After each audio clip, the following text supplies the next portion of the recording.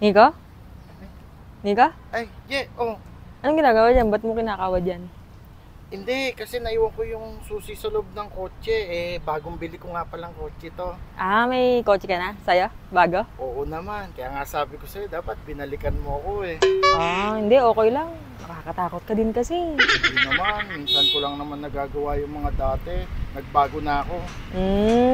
Kasi tinan mo hanggang ngayon, ganyan ka pa din. Hindi ka pa rin nagbabago. Sinungaling ka pa. Bakit naman?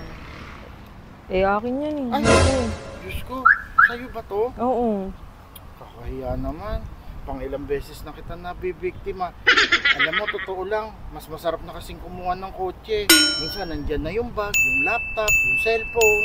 Pati nagka-order kasi ng black na kotse sa akin yung customer ko What? Kaya mo, hindi ko na lang, iba na lang kukunin ko. Mag-ingat ka, baka matokhan ka na niyan. Hindi, kahit naman mataba ako, mabilis akong tumakbo, hindi nila ako nahuhuli. Sige, una na ako. Ingat ka ha. Oo, pasensya ka na ha.